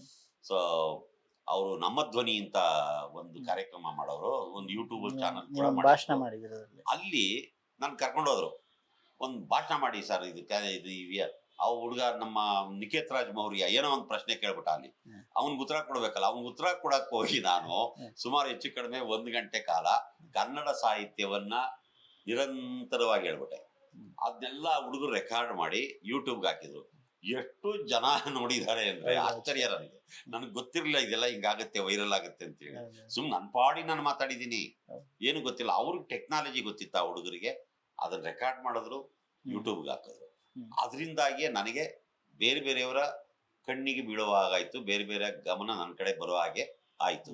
ಅದಿಲ್ಲದೆ ಇದ್ದಿದ್ರೆ ಅದೇ ಸರ್, ಈಗ ನಾವು ಕೇಳ್ತಿರೋದು, ಈಗ ಟೋಟಲಿ ಸೊಸೈಟಿ ಡಿಜಿಟಲ್ ಇದಕ್ಕೆ ಪ್ಲಾಟ್ಫಾರ್ಮ್ಗೆ ಹೊರಳ್ಕೊಳ್ತಿರುವಾಗ ಸರ್ಕಾರದ ಅದಕ್ಕೆ ಒತ್ತಾಸೆ, ಸರ್ಕಾರದ ಬೆಂಬಲಗಳು ಅಥವಾ ಆ ಮಾಧ್ಯಮವನ್ನ ಬಳಸ್ಕೊಳ್ಳೋ ನಿಟ್ಟಿನಲ್ಲಿ ಇಲ್ಲ, ಇದು ಸರ್ಕಾರ ಏನ್ ಮಾಡ್ತಾ ಇದೆ ಸರ್ಕಾರ ಅಂದ್ರೆ ನಾನು ಈಗ ಅಕಾಡೆಮಿಯಿಂದ ನೋಡಿ, ನಮ್ಮಲ್ಲಿ ಅಕಾಡೆಮಿಲಿ ಯೂಟ್ಯೂಬ್ ಚಾನಲ್ ಇದೆ. ನಮ್ಮ MH ಕೃಷ್ಣಯ್ಯನವ್ರ ಕಾಲದಲ್ಲೇ ಇದಕ್ಕೊಂದು ಆಧುನಿಕ ತಾಂತ್ರಿಕತೆಯನ್ನ ಅದರ ಸ್ಪರ್ಶ ಕೊಡ್ಬೇಕು ಅಂತ ಹೇಳಿ ಅವ್ರು ಏನೇನೋ ಮಾಡಿದ್ದಾರೆ ಎಲ್ಲ. ಅದನ್ನೆಲ್ಲ ಮತ್ತೆ ನಾವು ಕಂಟಿನ್ಯೂ ಮಾಡ್ತಾ ಇದ್ದೀವಿ. ಅದಾದ್ಮೇಲೆ ಇನ್ನೊಂದೇನು ಅಂತಂದ್ರೆ, ಬೇರೆ ನಾನಾ ರೀತಿಯ ಯಾವ್ಯಾವ್ದು ಇದೆಯೋ ಅದೆಲ್ಲವನ್ನು ಕೂಡ ಬಳಸ್ಕೊಂಡೆ ನಾವು ಮುಂದುವರಿತೀವಿ. ಸರ್, ಈಗ ಮೊನ್ನೆ ಒಂದು ವಿವಾದದ ರೀತಿನೇ ಆಯ್ತು. ಈಗ ಅಕಾಡೆಮಿಗಳ ಮೆಂಬರ್ಸು, ಅಧ್ಯಕ್ಷರೆಲ್ಲ KPCC ಇದರಲ್ಲಿ ಕಚೇರಿಯಲ್ಲಿ ಹೋದ್ರು. ಆನಂತರ ಅವರು ಅದನ್ನ DK ಶಿವಕುಮಾರ್ ಎಲ್ಲ ಅದನ್ನ ಸಮರ್ಥನೆ ಮಾಡ್ಕೊಂಡ್ರು. ಅಂದ್ರೆ ಮಿನಿಸ್ಟ್ರು ಕೂಡ ಹೇಳ್ದಂಗೆ ಇವರೆಲ್ಲ ನಮ್ಮ ಕಾರ್ಯಕರ್ತರು ಅನ್ನೋ ರೀತಿನಲ್ಲಿ. ಇಲ್ಲಿ ಪ್ರಶ್ನೆ ಏನಂದ್ರೆ, ಒಂದು ಸರ್ಕಾರ ನೇಮಕ ಮಾಡುತ್ತೆ ನಿಜ ಇಂಥ ಅಕಾಡೆಮಿಗಳಿಗೆ, ಬಟ್ ಈ ಸಂಸ್ಥೆಗಳು ಒಂದು ಸ್ವಾಯತ್ತತೆ ಇರ್ತಕ್ಕಂಥ ಅಕಾಡೆಮಿಗಳು ಅಂತೆ. ನೀವು ಕೂಡ ಹೋಗಿದ್ರಿ ಅವತ್ತು. ಹೌದು. ಈ ವಿಷಯದಲ್ಲಿ ನಿಮ್ಮ ನಿಲುವು ಏನು ಸರ್? ಇಲ್ಲ ನನ್ಗೆ ನೀವ್ ಎಲ್ಗನ ಕರೀರಿ ಬರ್ತೀನಿ. ಹ್ಮ್. ನನ್ ಕೆಲಸ ಏನು? ಕನ್ನಡ ಸಾಹಿತ್ಯವನ್ನ ಜನಕ್ಕೆ ತಲುಪಿಸೋದು. ನೀವು ಕಾಂಗ್ರೆಸ್ನವರಾದ್ರೂ ಕರೀರಿ, AAP ಅವ್ರು ಕರೀರಿ, ಕಮ್ಯುನಿಸ್ಟ್ ಕರೀರಿ, ಬರ್ತೀನಿ ಅದು ನನ್ಗೆ. Correct sir. ಬಟ್ ಸಂದರ್ಭ ಏನಂತಂದ್ರೆ ನೀವುಗಳೆಲ್ಲ ಆಯ್ಕೆ ಆಗಿರ್ತೀರಾ ಅಕಾಡೆಮಿಗಳಿಗೆ, ಸ್ವಲ್ಪ ದಿನದಲ್ಲಿ KPCC. ನಿಮ್ಗೆ ಅದನ್ನ ಅದ್ರ ಸೂಕ್ಷ್ಮವನ್ನ ಹೇಳೋದಾದ್ರೆ ಬೇರೆ ಇದೆ. ಹಾ. ನಮ್ಗೆ ಗೊತ್ತಾಗಿಲ್ಲ ಅದಷ್ಟೇ. ಅಥವಾ ಅವರು DK ಶಿವಕುಮಾರ್ ಪ್ರಜ್ಞಾಪೂರ್ವಕವಾಗಿ ಕರೆದಿರೋದಲ್ಲ ಅದು. Okay. ಅವ್ರು ಯಾರೋ ಒಬ್ರು ಅವ್ರ ಇದು ವಾಸ್ತವ ಇದು. Okay. ಆದ್ರೆ ನಾನು ಅದನ್ನ ಸಮರ್ಥನೆ ಮಾಡ್ತೀನಿ. ನನ್ ಕರೆದದ್ದೇ ಒಳ್ಳೇದಾಯ್ತಲ್ಲ ಅಂತ. ನಾನು DK ಶಿವಕುಮಾರ್ಗೆ ಒಂದು ಕನ್ನಡ ಪಾಠ ಹೊಡೆಯಕ್ಕೆ ಅನುಕೂಲ ಆಯ್ತಲ್ಲ. ಇನ್ನು DK ಶಿವಕುಮಾರ್ ಎಲ್ಲಿ ಕರ್ಕೊಂಡ್ ಬರ್ಲಿ ನಾನು? ಅಷ್ಟು ಜನ ಕಾಂಗ್ರೆಸ್ ಲೀಡರ್ ಅವ್ರೆಲ್ಲ GC ಚಂದ್ರಶೇಖರ್, ದೀಪಕ್ ತಿಮ್ಮಯ್ಯ, ಮುರಳೀಧರ ಹಾಲಪ್ಪ ಅವರೆಲ್ಲ ಇದಾರಲ್ಲಿ. ಆಮೇಲೆ ಒಂದು 50 ಜನ ಅವರ ನಿಗಮ ಮಂಡಳಿಗಳ ಅವರ ಕಾರ್ಯಕರ್ತರನ್ನ ಅಧ್ಯಕ್ಷರನ್ನ ಮಾಡಿದ್ರಲ್ಲ, ಅವರೆಲ್ಲ ಕೂತಿದ್ದಾರೆ. ಅವ್ರೆಲ್ರಿಗೂ ಒಂದು 10 ನಿಮಿಷ ನಾನು ಕನ್ನಡ ಸಾಹಿತ್ಯದ ಸೂಕ್ಷ್ಮ ಏನು ಅನ್ನೋಂಥದ್ನ ಹೇಳ್ಬಿಟ್ಟು ಬಂದ್ನಾ. ಓಕೆ, ಅದು ಪಾಸಿಟಿವ್. ಅದು ನಾನ್ ಮಾಡಿದ ಕೆಲಸ ಅಲ್ಲಿ ಹೇಳಿದೀನಿ. ಕರೆದು ಬಿಟ್ರಪ್ಪ. ನಮ್ಗೇನಾಯ್ತು ಅಂತಂದ್ರೆ ಇವತ್ತು ನಾವು ಅಧಿಕಾರ ತಗೊಂಡು 13ನೇ ತಾರೀಕು ಕಳೆದ ತಿಂಗಳು ಜೂನು. ಅವತ್ತು ಸಾಯಂಕಾಲ 14ನೇ ತಾರೀಕು DK ಶಿವಕುಮಾರ್ ಅವ್ರದ್ದು ಸಭೆ. ಯಾರೋ ಫೋನ್ ಮಾಡಿದ್ರು, ನಾನು ಹಿಂಗೆ ಕಾರ್ಯದರ್ಶಿ DK ಶಿವಕುಮಾರ್ ಅವ್ರು ನಿಮ್ಮನ್ನೆಲ್ಲ ಬರ್ಬೇಕು ಅಂತ ಕರೆದಿದ್ರು. ಎಲ್ಲಿ? KPCC ಅಂತ. ನಾನು ಅದನ್ನ KPSC ಅಂತ ಕೇಳಿಸ್ಕೊಂಡ್ಬಿಟ್ಟೆ. ಮೊದಲೇ ವಯಸ್ಸು ಬೇರೆ ಆಗ್ತಾ ಇತ್ತು. ಇರ್ಲಿ ಪರವಾಗಿಲ್ಲ, ಅದೇನು ತಪ್ಪಲ್ಲ ಅದು. ನಾನು ಅಲ್ಲೆಲ್ಲೋ ಹೋದ್ರೆ ಆಮೇಲೆ ಗೊತ್ತಾಯ್ತು ನನಗೆ KPCC ಅಂತೇಳಿ. ಆಯ್ತು ಬಿಡಿ, ಎಲ್ಲಾದ್ರೆ ಏನಂತೆ ಅವ್ರು ನಮ್ಮ ಉಪಮುಖ್ಯಮಂತ್ರಿ DK, ನಾವು ಜನರು ಆಯ್ಕೆ ಮಾಡಿ ಕಳಿಸಿರೋಂತ ಒಬ್ಬ ಜನಪ್ರತಿನಿಧಿಯನ್ನ ಭೇಟಿ ಮಾಡೋಕೆ ಎಲ್ಲಿಗಾದ್ರೂ ಹೋಗ್ಬೇಕ್ರಿ. ನಾವು ಇನ್ನೇನೋ ಆಗ್ಬೇಕು ಅಂದ್ರೆ ಹೋಗಲ್ವೇನ್ರಿ ಅವ್ರ ಮನೆ ಬಾಗಿಲಿಗೆ, ಅವ್ರ ಕಚೇರಿಗೆ ಹೋಗಲ್ವೇನ್ರಿ? ಅರ್ಜಿ ಹಿಡ್ಕೊಂಡು ಹೋಗಲ್ವಾ? ಎಷ್ಟ್ ಜನ ಹೋಗಿಲ್ಲ? ಎಷ್ಟ್ ಜನ ನಿಮ್ ಸಾಹಿತಿಗಳು ಹೋಗಿಲ್ಲ? ಹೋಗ್ತಾರಲ್ಲ. ಸೊ ನಾವು ಏನೋ ಕರೆದಿದ್ದಾರೆ ಅಂತ ಹೋದೋ. ನೋಡ, ಕಾಂಗ್ರೆಸ್ ಪಕ್ಷ ರೀ ಅದು. ನೀವು ಅದನ್ನ ಕೇವಲ ಒಂದು ರಾಜಕೀಯ ನೆಲೆ ಒಳಗೆ ಯಾಕೆ ಹೋಗ್ತೀರಿ? ಆ ಪಕ್ಷಕ್ಕೊಂದು ಇತಿಹಾಸ ಇದೆ. ನಮ್ ದೇಶಕ್ಕೆ ಸ್ವಾತಂತ್ರ್ಯ ತಂದು ಕೊಟ್ಟಂತ ಪಕ್ಷ. ಇವತ್ತು ಈ ದೇಶದ ಸ್ವಾತಂತ್ರ್ಯವನ್ನ 2ನೇ ಬಾರಿ ಕಾಪಾಡುವ ಬಹುದೊಡ್ಡ ಜವಾಬ್ದಾರಿಯನ್ನ ಆ ಪಕ್ಷ ಹೊತ್ತಿದೆ. ಇವತ್ತೆಲ್ಲಿ ನಮ್ಗೆ ಈ ಚುನಾವಣೆಯಲ್ಲಿ ಕೇಂದ್ರದಲ್ಲಿ ಕಾಂಗ್ರೆಸ್ ಒಂದು ವಿರೋಧ ಪಕ್ಷವಾಗಿ ಗೆಲ್ಲಿಲ್ಲ ಅಂದಿದ್ರೆ ಪ್ರಜಾಪ್ರಭುತ್ವ ಇರ್ತಿರ್ಲಿಲ್ಲ ಸರ್. ಸಂವಿಧಾನಕ್ಕೆ ಬಹಳ ದೊಡ್ಡ ಅಪಾಯ. ಅಂತಹ ಪಕ್ಷದ ಅಧ್ಯಕ್ಷರಿಗಾಗ್ಲಿ, ಕಾರ್ಯದರ್ಶಿಗಳಿಗಾಗ್ಲಿ, ಪದಾಧಿಕಾರಿಗಳಿಗೆ ಮತ್ತು ಅವರ ಕಾರ್ಯಕರ್ತರಿಗೆ ಕನ್ನಡ ಸಾಹಿತ್ಯದ ಈ ಸಾಂವಿಧಾನಿಕ ಮೌಲ್ಯಗಳಿದಾವಲ್ಲ, ಅವ್ರು ತಿಳ್ಕೊಬೇಕು ಅದನ್ನ ನಾನು ಎಲ್ಲಿ ಕರೆದ್ರು ಹೋಗಿ ಹೇಳ್ತೀನಿ ಸರ್. ನಾನು ಕೇಶವ ಕೃಪಕ್ಕೆ ಹೋಗಿದ್ನಾ, ಅಥವಾ ನೀವು ನಮ್ಮ ಅದ್ಯಾರೋ ಅವಧಾನಿ ಗಣೇಶ ಅಂತ ಇದನ್ನಲ್ಲ, ಅವನು ಸಾಹಿತಿಗಳೆಲ್ಲ ಕಾಮಾಟಿಪುರಕ್ಕೆ ಹೋಗ್ತಾರೆ ಅಂತ ಯಾವಾಗಲೂ ಒಂದ್ಸರಿ ಹೇಳಿದ್ದನ್ನು ಕೇಳಿಸ್ಕೊಂಡಿದ್ದೆ. ನಾನೇನು ಕಾಮಾಟಿಪುರಕ್ಕೆ ಹೋಗಿದ್ನಾ? ಆಯ್ತು ಸರ್, ಅಲ್ಲಿಗೂ ಹೋಗ್ತೀನಿ. ಬಸವಣ್ಣ ಅನುಭವ ಮಂಟಪಕ್ಕೆ ಯಾರನ್ನ ಕರೆದಿದ್ದು? ಪಣ್ಯ ಸ್ತ್ರೀಯರನ್ನ. ಸುಳೆ ಸಂಕವೇ ಯಾರು? ಸತ್ಯಕ್ಕ ಯಾರು ಸರ್? ಆ ಮಹಾ ತಾಯಿಯಂದಿರು ಅವರು ವೃತ್ತಿಯಲ್ಲಿ ವೇಶ್ಯೆಯರು. ಅವ್ರ ದೇಹ ಮಾರ್ಕೊಂಡು ಜೀವನ ಮಾಡ್ತಾ ಇದ್ರು. ಬನ್ರಮ್ಮ, ನೀವು ನಮ್ಮ ಹಾಗೆ ಮನುಷ್ಯರು ನಮ್ಮ ಜೊತೆಲಿ ಕೂತ್ಕೊಂಡು ಮಾತಾಡಿ, ವಚನ ರಚನೆ ಮಾಡಿ, ಚರ್ಚೆ ಮಾಡಿ. ಎಂತ ಮಹಾಪುರುಷ ಬಸವಣ್ಣ ಹುಟ್ಟಿದ ನೆಲದಲ್ಲಿ ನಾವೆಲ್ಲ ಹುಟ್ಟಿದೀವಿ ಸರ್. ನೀವು ಮೇಷ್ಟ್ರು, ನೀವು ಒಬ್ಬ ರಾಜಕಾರಣಿಗೆ ಕೂಡ ಪಾಠ ಮಾಡುವಂತ ಇದಿದೆ, ಕರೆಕ್ಟು. ಆದ್ರೆ ಅವರು ಅದೇ ರೀತಿ ಯೋಚನೆ ಮಾಡ್ಬೇಕು. ಹೌದು, ನಾವು ಇವ್ರನ್ನೆಲ್ಲ ಕರೆಸ್ಬಿಟ್ಟು ನಾವು ವಿಚಾರ ತಿಳ್ಕೊಳ್ತೀವಿ, ಕನ್ನಡದ ಬಗ್ಗೆ ಅರಿವು ಮೂಡಿಸ್ಕೊತೀವಿ ಅಂತನೋ, ಅಥವಾ ನಾವು ಇವ್ರನ್ನ ಆಯ್ಕೆ ಮಾಡಿದೀವಿ ಹಾಗಾಗಿ ನಾವು ಅವ್ರನ್ನ ಡಿಕ್ಟೇಟ್ ಮಾಡ್ತೀವಿ ಅಂದ್ರೆ ಇಲ್ಲಿ ಸ್ವಾಯತ್ತತೆ ವಿಷಯ. ಅದನ್ನ ಪೂರ್ತಿ ಹೇಳಿಲ್ಲ, ಕಟ್ಟಾಯ್ತು. ಅವ್ರು ಯಾರೋ ಕರೆದ್ರು ಹಿಂಗಿದೆ ಅಂತ. ಅದೇನಾಗಿದೆ ಅಂದ್ರೆ ಕಾಂಗ್ರೆಸ್ ಪಕ್ಷದ ಅಧ್ಯಕ್ಷರು ಅಂತಾನೆ ತಗೊಳ್ಳಿ, ಅವನು ಅಧ್ಯಕ್ಷರು ಯಾರು, DK ಶಿವಕುಮಾರ್. ಅವ್ರು ಏನ್ ಮಾಡಿದಾರೆ, ಅವ್ರು ಯಾರಿಗೂ ಹೇಳಿದಾರೆ, ನಮ್ಮ ಕಾರ್ಯಕರ್ತರನ್ನ ಯಾರ್ಯಾರನ್ನ ನಿಗಮ ಮಂಡಳಿಗಳ ಅಧ್ಯಕ್ಷರನ್ನಾಗಿ ಮಾಡಿದ್ರು ಅವ್ರನ್ನೆಲ್ಲ ಕರೀರಿ, ಅವ್ರ ಜೊತೆಲಿ ಮಾತಾಡ್ಬೇಕು ಅಂತ. ಈ ಪುಣ್ಯಾತ್ಮ ಏನ್ ಮಾಡಿದ್ದಾರೆ, ನಿಗಮ ಮಂಡಳಿ ಪ್ರಾಧಿಕಾರ ಅಂತಿದ್ದಂಗೆನೆ, ಪ್ರಾಧಿಕಾರ ಅಂದ್ರೆ ಕನ್ನಡ ಅಭಿವೃದ್ಧಿ ಪ್ರಾಧಿಕಾರ ಬರ್ತದೆ, ಪುಸ್ತಕ ಪ್ರಾಧಿಕಾರ ಬರ್ತದೆ, ಹಂಗೆ ಅಕಾಡೆಮಿಗಳ ಇವರು ಬರ್ತಾರೆ, ನಮಗೂ ಎಲ್ಲ ಕರೆದು ಬಿಟ್ರು. ಅಷ್ಟು ಅದೊಂದು ಅಚಾತುರ್ಯ. ನಾನು ಅಲ್ಲಿ ಹೋಗಿ ಮಾತಾಡಿದ್ಮೇಲೆ ಅವ್ರು ಕೇಳ್ತಾ ಇದಾರೆ, ಯಾರು DK ಶಿವ ಯಾರಿವ್ರು ಅಂತ. ಅವರಿಗೆ ನಾನು ಆಡಿದ ಮಾತು ನನ್ನ ಭಾಷೆ ಇದೆಯಲ್ಲ, ಆ ಭಾಷೆಯನ್ನ ಅವ್ರಿಗೆ ಎಷ್ಟು ಪರಿಚಯ ಇತ್ತೋ ಇಲ್ಲ ಗೊತ್ತಿಲ್ಲ. ಅವ್ರಿಗೆ ಆಶ್ಚರ್ಯ ಆಯ್ತು. ಕಾಂಗ್ರೆಸ್ ಕಾರ್ಯಕರ್ತರು ಯಾರಾದ್ರೂ ಹಿಂಗ್ ಮಾತಾಡಕ್ ಸಾಧ್ಯ ಇದೆಯಾ ಅನ್ನೋ ಆಶ್ಚರ್ಯ ಆಗಿರುತ್ತೆ ಅವ್ರಿಗೆ. ಯಾರು ಕೊನೆಗೆ ಅವರೆಲ್ಲ ಹೇಳ್ತಾ ಇದ್ರು, ಸರ್ ಇವರು ಸಾಹಿತ್ಯ ಅಕಾಡೆಮಿ ಅಧ್ಯಕ್ಷರು ಮುಕುಂದ್ ರಾಜು ನನ್ನ ಪರಿಚಯ ಅವ್ರಿಗಿಲ್ಲ, ನನ್ನ ಮಗನ ಪರಿಚಯ ಸರ್, ಸೂರ್ಯ ಅವ್ರ ಫಾದರ್ ಸರ್. Okay. ಓ ಸಾರ್ ನಮಸ್ಕಾರ ಸರ್, ನೀವೆಲ್ಲ ಯಾಕೆ ಬಂದ್ರಿ ಸರ್ ಅಂತಾರೆ ಅವಾಗ ಅವರು. Okay. ಆಮೇಲೆ ಅವ್ರು ಸಮರ್ಥನೆ ಮಾಡ್ಕೊಂಡಿದ್ದು ಅದೆಲ್ಲ ಬೇರೆ ವಿಷಯ. ಇದು ಒಳಗಿನ ಇದು ಸರಿ, ನಾವಲ್ಲಿ ಹೋದಾಗ ನಮಸ್ಕಾರ ಅಲ್ಲಲ್ಲ ಸರ್, ನಮ್ಗೆ ಸಮರ್ಥನೆ ಗೊತ್ತಾಗ್ಲಿಲ್ಲ. ಮಾಡ್ಕೊಂಡಿದ್ದೆ ಸಮಸ್ಯೆ ಅನ್ನಿಸ್ತು. ಸಮಸ್ಯೆ ಆಯ್ತದ. ಹೌದು. ಆಮೇಲೆ ಇವರು ಅದೇ ತರ ಪ್ರಶ್ನೆ ಕೇಳಿದ್ರು. ಇವ್ರು ಯಾರಾದ್ರು ನಮ್ಮ ಸ್ನೇಹಿತರುಗಳು ಮಾತಾಡ್ಬೇಕಾದ್ರೆ ನನ್ ಕೇಳ್ಬೇಕಾಗಿತ್ತು. ಈಗ ನೀವ್ ಕೇಳ್ತಾ ಇದ್ದೀರಪ್ಪ, ಹೇಳ್ತಾ ಇದ್ದೀನಿ ನಾನು. ಹೌದು. ಏನು ಅಂತಂದ್ರೆ ಇವರು ಟೀಕೆ ಮಾಡಿದವ್ರು ಯಾರು ಅಂತ ಗಮನಿಸಿ. ಇವರೆಲ್ಲ ಯಾರು? ಒಂದು, ನಾನ್ ಗ್ರಹಿಸಿರೋ ಪ್ರಕಾರ ನನ್ನೇ ಹಿಡ್ಕೊಂಡು, ನನಗೆ ಅವಾಗ ಏನು ಗೊತ್ತಿಲ್ಲ, ಯಾವ ಪ್ರಾಧಿಕಾರಕ್ಕಾಗಬೇಕು ಅಕಾಡೆಮಿಗ, ನನಗೇನು ಗೊತ್ತಿಲ್ಲ. ನನ್ನ ಹಿಡ್ಕೊಂಡು ಅವ್ರ ಮನೆ ಕರ್ಕೊಂಡೋಗಿ ಇವ್ರ ಮನೆಗೆ ಕರ್ಕೊಂಡೋಗಿ ನನಗೆ ಪುಸ್ತಕ ಪ್ರಾಧಿಕಾರದ ಅಧ್ಯಕ್ಷನ್ ಮಾಡಿಸು, ಇನ್ನೊಂದು ಮಾಡಿಸು ಅಂತ ಹೇಳ್ಕೊಂಡು ಬಂದವರು ನನ್ನ ವಿರುದ್ಧ ಮಾತಾಡ್ತಾವ್ರಲ್ಲಿ. ಅವ್ರಿಗೆ ಸಿಕ್ಕಿಲ್ಲ, ಆಯ್ತಾ? ಇನ್ನೊಂದು, 4 ಸರಿ ಅವನು ಯಾರೋ ಒಬ್ಬ ಧಾರವಾಡದ ಒಂದು ಪತ್ರಕರ್ತ 4 ಸರಿ ಪ್ರಹ್ಲಾದ್ ಜೋಶಿಗೆ ಓಟ್ ಹಾಕಿದ್ದೀನಿ ನಾನು ಅಂತ ಹೇಳುವ, ಅವನು ಗಾಂಧಿವಾದಿ ಅಂತ ಬೇರೆ ಹೇಳ್ಕೊಳ್ತಾನೆ. ಆತ ಮಾತಾಡ್ತಾನೆ, ಆಯ್ತಾ? 4 ಸರಿ ಪ್ರಹ್ಲಾದ್ ಜೋಶಿಗೆ ಓಟ್ ಹಾಕಿದವರು ನಮ್ಮ ವಿರುದ್ಧ ಮಾತಾಡ್ಲೇಬೇಕು ತಾನೆ, ಅದು ಅವ್ರ ಕರ್ತವ್ಯ, ಅವರು ಮಾಡ್ತಾ ಇದ್ದಾರೆ. ಇನ್ ಕೆಲವರು ಈ ತರ ಅತೃಪ್ತವಾಗಿರೋ ಇನ್ನೊಂದು ಗುಂಪಿದೆ. ಇವ್ರು ಯಾರು ಅಂತಂದ್ರೆ, ಗಮನಿಸಿ ನೀವು, ಅವ್ರ ಹೆಸರುಗಳನ್ನೆಲ್ಲ ಗಮನಿಸಿ ಗೊತ್ತಾಗುತ್ತೆ. ಇವರೆಲ್ಲರೂ ಒಂದು ಜಾತಿಗೆ ಸೇರಿದವರು, ಆದ್ರೆ ಪ್ರಗತಿಪರರು ಅನ್ನುವ ಒಂದು ಇದ್ರೊಳಗಡೆ ನಾವು ಅವ್ರನ್ನೆಲ್ಲ ರೆಸ್ಪೆಕ್ಟ್ ಕೊಟ್ಟು ಕರಿತಾ ಇದ್ದೇವೆ. ನಮ್ಮ ಜೊತೆ ಹೋರಾಟಗಾರರಾಗಿರುವಂತವ್ರು ಒಂದು ಜಾತಿಗೆ ಸೇರಿದವರು ಮಾತ್ರ. ಇನ್ನು ಅನೇಕ ಜನ ಬೇರೆ ಬೇರೆ ಜಾತಿಗೆ ಸೇರಿದ ಪ್ರಗತಿಪರರು ಯಾರು ಮಾತಾಡ್ತಾ ಇಲ್ಲ. ಇವ್ರು ಮಾತಾಡಿದ್ರು. ಇವ್ರು ಯಾಕೆ ಮಾತಾಡ್ತಾರೆ? ನೀವು ಗಮನಿಸಿದ್ರೆ ಗೊತ್ತಾಗತ್ತೆ, ನೀವು ಯಾವ ಜಾತಿನೋ ಏನೋ ಗೊತ್ತಿಲ್ಲ. ಒಂದ್ ತಿಳ್ಕೊಳ್ಳಿ, ನಾನು ಕಳೆದ ಹಲವಾರು ವರ್ಷಗಳಿಂದ ಕನ್ನಡ ಸಾಹಿತ್ಯದಲ್ಲಿ ಬ್ರಾಹ್ಮಣ್ಯ ವಿರೋಧಿ ನಿಲುವುಗಳೇನಿದಾವೆ ಅದನ್ನ ಬಹಳ ಜೋರಾಗಿ ಹೇಳ್ತಾ ಇದ್ದೀನಿ. ಖಂಡಿತ. ಅದನ್ನ ಇವ್ರು ಯಾರು, ಈ ಪ್ರಗತಿಪರರಾಗಿರೋರು ಯಾರು ಪ್ರಶ್ನೆ ಮಾಡಕ್ಕಾಗಲ್ಲ. ಪ್ರಶ್ನೆ ಮಾಡಿದ್ರೆ ಏನಾಗುತ್ತೆ, ಇವರ ಪ್ರಗತಿಪರತೆಯ ಸೋಗು ಕಳಚಿ ಬೀಳುತ್ತೆ. ಕಾಯ್ತಾ ಇರ್ತಾರ ಅವರು. ಆಮೇಲೆ ಅವರು ನಿಜವಾಗ್ಲೂ ಬ್ರಾಹ್ಮಣ್ಯದ ಪರವಾಗಿರುವಂತ ಸಂಘ ಪರಿವಾರದವ್ರು ಇದ್ರಲ್ಲ, ಅವ್ರಿಗೂ ಮಾತಾಡಕ್ಕಾಗಲ್ಲ. ಯಾಕೆಂದ್ರೆ ನಾನು ಹೇಳ್ತಾ ಇರೋದು ಅವ್ರಿಗೆ ಎಷ್ಟೋ ಜನಕ್ಕೆ ಅರ್ಥ ಆಗಿರಲ್ಲ, ಅಥವಾ ಅದಕ್ಕೆ ಹೇಗೆ ಉತ್ತರ ಕೊಡಬೇಕು ಅನ್ನೋದ್ರ ಬಗೆಗೆ ಅವ್ರಿಗೆ ಆ ತರದ ಅಧ್ಯಯನಗಳು ಇರುತ್ತೋ ಇಲ್ವೋ ಗೊತ್ತಿಲ್ಲ. ಅವ್ರು ಸುಮ್ಮನೆ ಇದ್ದಾರೆ, ಇವ್ರಿಗೆ ಅಧ್ಯಯನ ಇರುತ್ತೆ. ಈಗ ಆದ್ರೆ ಮಾತಾಡಿದ್ರೆ ಏನಾಗುತ್ತೆ, ಇವರ ಪ್ರಗತಿಯ ಪರತೆಯ ಸೋಗು ಕಳಚಿ ಬಿಡುತ್ತೆ. ಅದಕ್ಕೆ ಇವ್ರೇನ್ ಮಾಡಿದ್ರು, ಸಮಯ ಕಾಯ್ತಾ ಇದ್ರು. ಇದು ಮುಕುಂದ್ ರಾಜನ್ ಹೊಡಿತಾ ಇರೋದೇ ಹೊರತು ಮತ್ತಾರನ್ನೂ ಅಲ್ಲ. ಆಮೇಲೆ ಇಂಥ ಹೊಡೆತಗಳಿಗೆ ನಾನ್ ಯಾವತ್ತಾದ್ರೂ ಬೆಚ್ಚ ಬೀಳ್ತೀನ? ನನ್ನ ಹಿಂದೆ ಪಂಪ ಇದ್ದಾನೆ ಸಾರ್, ಕುಮಾರವ್ಯಾಸ ಇದ್ದಾನೆ ಸಾರ್, ಲಂಕೇಶ್ ಇದಾರೆ, ತೇಜಸ್ವಿ ಇದಾರೆ. ನಮಗೂ ಕೂಡ ಇದ್ರ ಹಿಂದೆ ಆಗಿರ್ತಕ್ಕಂಥ ಅಚಾತುರ್ಯ ಗೊತ್ತಿರ್ಲಿಲ್ಲ. ಆದ್ರೂ ಪ್ರಶ್ನೆ ಬಂತು, ಯಾಕೆ ಮುಕುಂದರಾಜ್ ಸರ್ ಹೋದ್ರು ಅಲ್ಲಿಗೆ ಅಂತ. ಅಲ್ಲ, ನನ್ನ ಸ್ವಭಾವ ಏನಾದ್ರೂ ನೀವು ಸರಿಯಾಗಿ ಗೊತ್ತಿದ್ರೆ, ನಾನ್ ಅಂತದಕ್ಕೆಲ್ಲ ಡೊಗ್ ಸಲಾಂ ಹೊಡೆಯವನು ಅಲ್ಲ, ಯಾವುದೇ ಕಾರಣಕ್ಕೂ ಅಂತದಕ್ಕೆ ಬಲಿ ಬೀಳವನು ಅಲ್ಲ. ಯಾವ ನಿರೀಕ್ಷೆಗಳನ್ನು ನಾನು ಇಟ್ಕೊಂಡಿಲ್ಲ, ಏನು ಇಲ್ಲ. ನನ್ನ ಹತ್ರ ಅವೆಲ್ಲ ಯಾವುದು ನಡೆಯೋಲ್ಲ. ಸರ್, ಬಹಳಷ್ಟು ವಿಷಯಗಳನ್ನ ಒಟ್ಟಾರೆ ಸಾಹಿತ್ಯ ಪರಂಪರೆ ಮತ್ತೆ ಅಕಾಡೆಮಿ ಸಂಬಂಧಪಟ್ಟಂಗೆ ನಮ್ಮ ಜೊತೆಗೆ ಹಂಚ್ಕೊಂಡ್ರಿ. ತುಂಬಾ ಧನ್ಯವಾದಗಳು. Thank you.